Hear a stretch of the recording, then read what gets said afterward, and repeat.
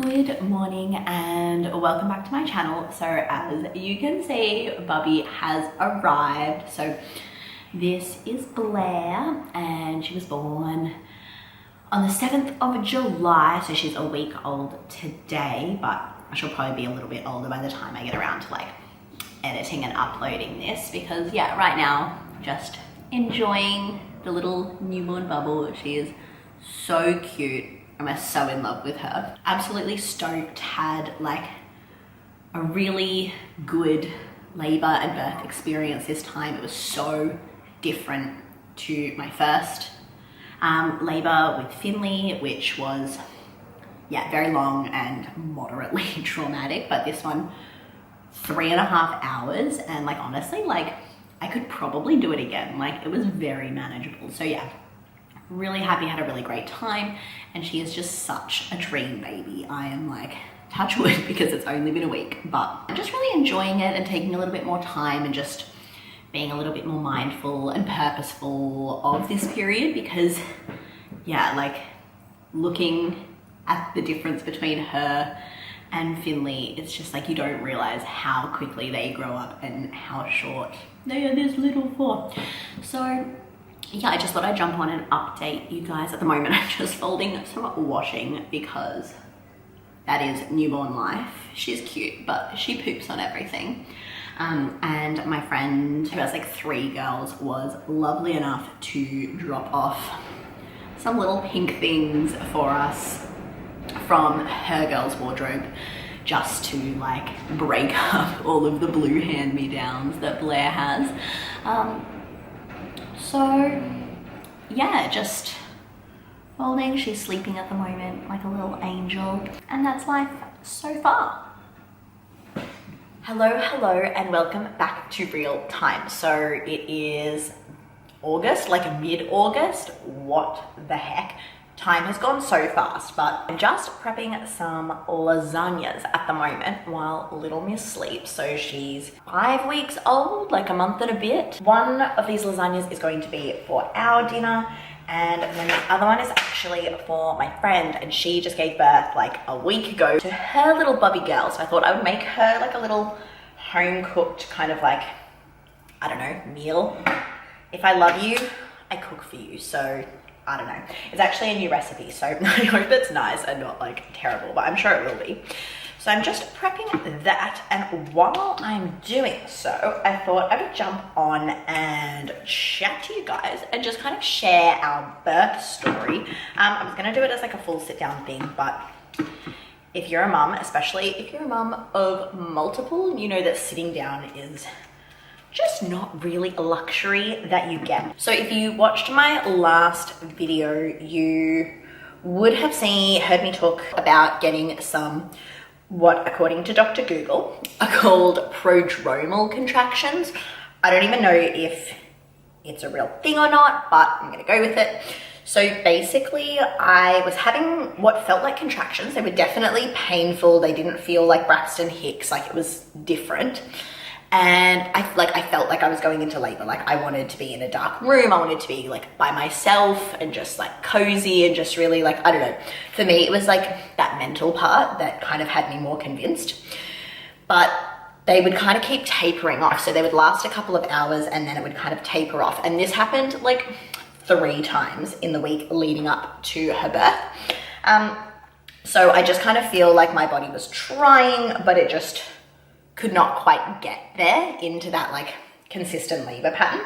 So 2 days before her due date, so on the 5th, that evening, I started getting the prodromal contractions again. And this was the 3rd time that it had happened. From about, I'm gonna say like 9-10 p.m. I was like in pain. They were semi-regular.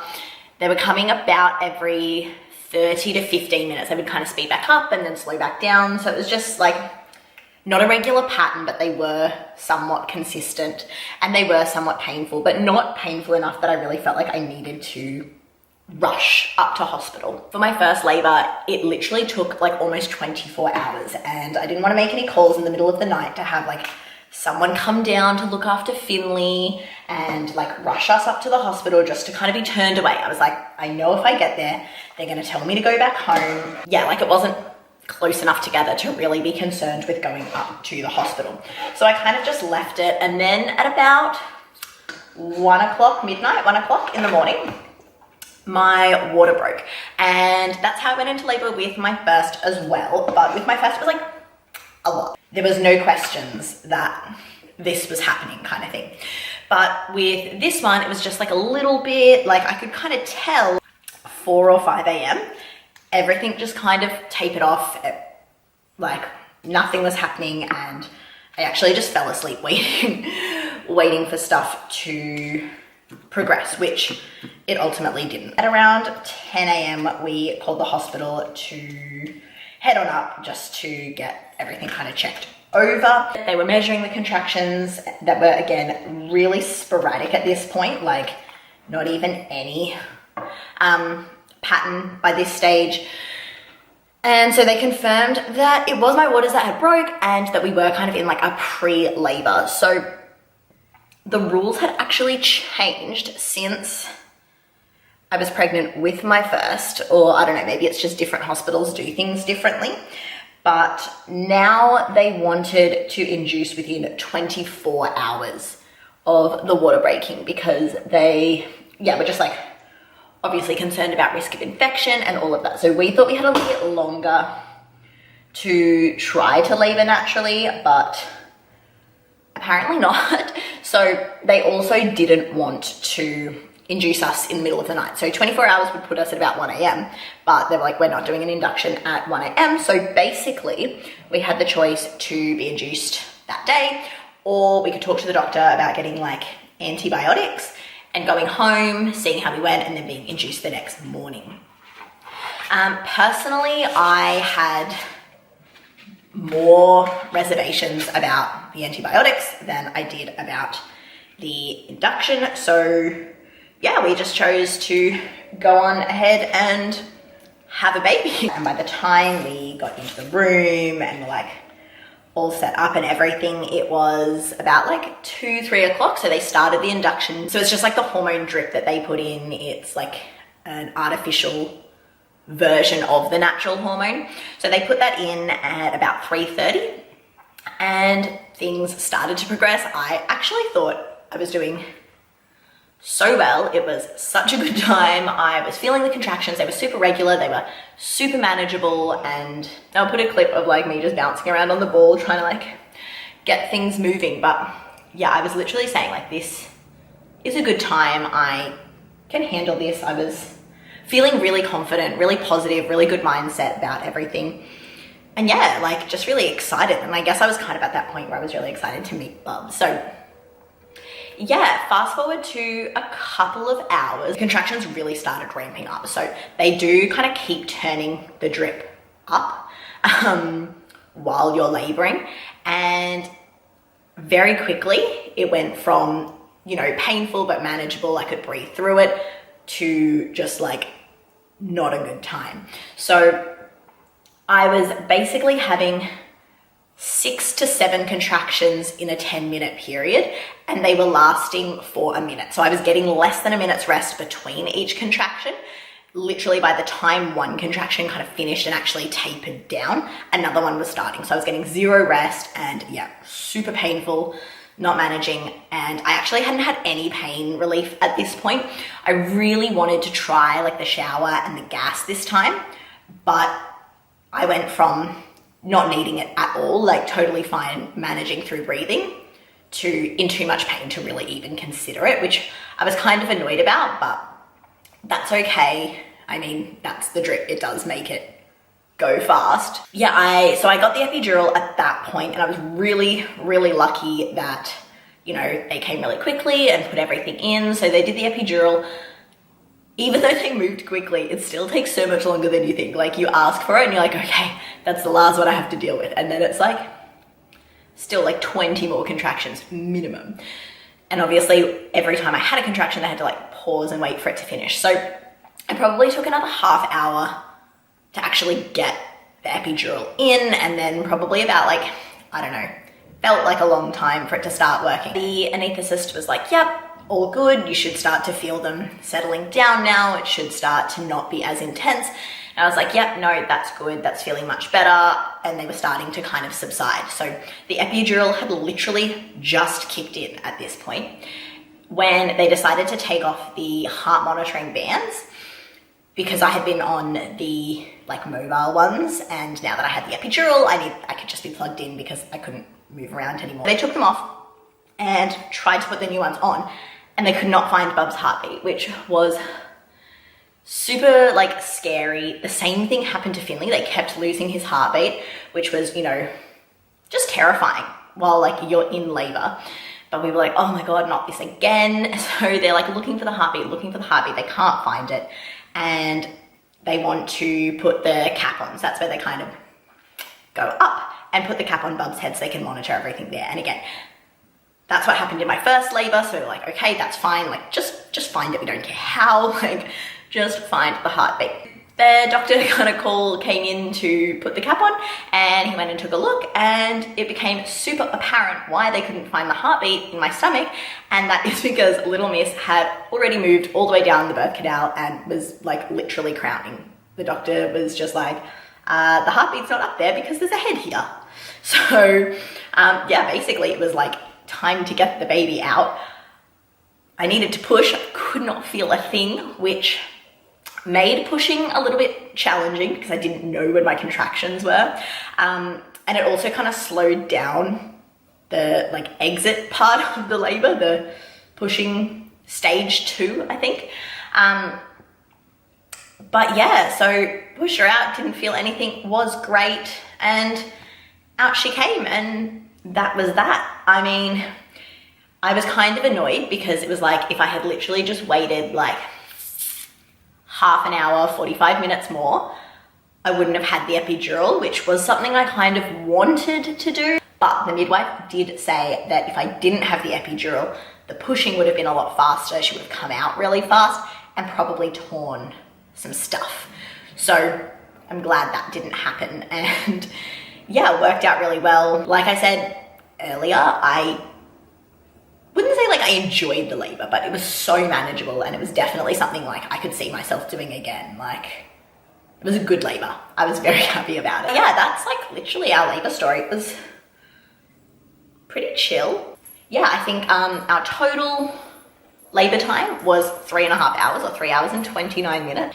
And there was Bub. Like, yeah, when they induced us at 3:30, I was like, for sure she's going to be a due date baby. There is not a chance she is coming before midnight. Joke was on me, and she was here much earlier. That's kind of all I can really think of in terms of our story. Yeah, we've just been living our best bubby life ever since. So hopefully when I edit this, it flows and makes sense. I kind of feel like I've been rambling a little bit, but that's okay. I've made my lasagnas now. So this is what they look like. I've just used a like passata sauce with some garlic and herbs, TVP, lentils, and some grated carrot. And then I've used like some little like sliced zucchini and some like dry lasagna sheets to kind of like build it together.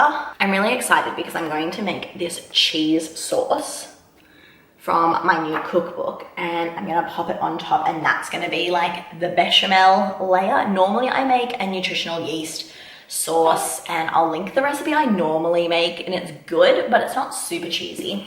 And I got this cookbook yesterday from Kmart for $10, and I've been wanting to get Ellie's cookbooks for a while, but they're a little bit more expensive on her website, and I have so many cookbooks. Like, you know how everyone has like a fatal flaw? Mine is buying bougie ass cookbooks and torturing my poor family with like what 30 something ingredient recipe we'll be eating tonight. So when I saw this for $10, I could not resist. I had to snap it up, and yeah, I've been flicking through, and I'm yeah really excited to try the cheese sauce, but I'm gonna wait until Bubby wakes up before making it because it does require a blender, and that's a little bit cruel. So I'm going to pop these in the fridge and go for a little walk with Bub and the puppa, and I will check back in and show you my finished lasagnas when they are done.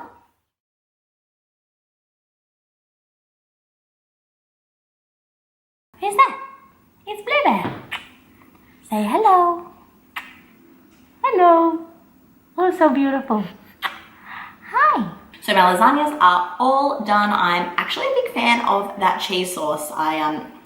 Yeah, spread really well and it tastes quite cheesy, good consistency, big vibe, would recommend. So I'm gonna drop that off to my friend later today, and then we have dinner all set for tonight, which is great. But while I was kind of doing all of that, I did get a little delivery from my absolute favorite snack company. If you've been following my channel for a while, or if you do follow me on Instagram, you know that I am absolutely obsessed with Blue Dinosaur bars. I have been obsessed with them for years and years and years. And I have found lately, being a newborn mum again, I don't always have time to prep my own snacks. And particularly because I am breastfeeding, I just need to be able to grab something to kind of like fill me up and sustain me. So I did do a little bit of an order with them.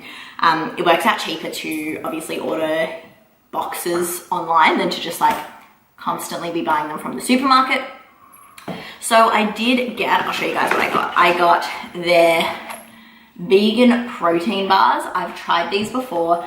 I got the peanut butter and milk chocolate ones. They're definitely my favorite and they are so delicious, like 15% protein.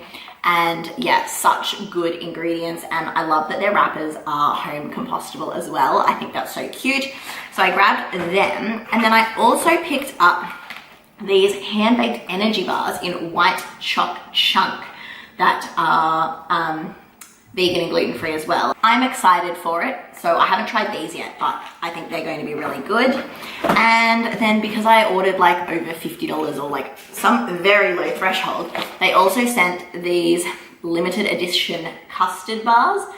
These are not vegan, so I will be passing these on to a friend. At the moment, they do have that promotion. So I did do this order with my own money, but I do have a code for Blue Dinosaur that gets you 20 or 15% off from a previous campaign I ran. And when I placed this order, the code still works. So I'll pop that on screen and in the description bar below if you want to give it a go and see if it still works, if you did want to order anything.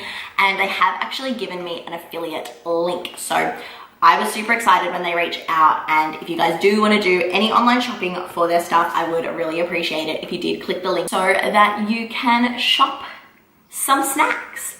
But me and this little princess, what are you looking at? We are gonna go downstairs and do some tummy time and read some of our books. So thank you guys so much for watching. Don't forget to like this video and hit the subscribe button, and I will see you in my next video. Bye.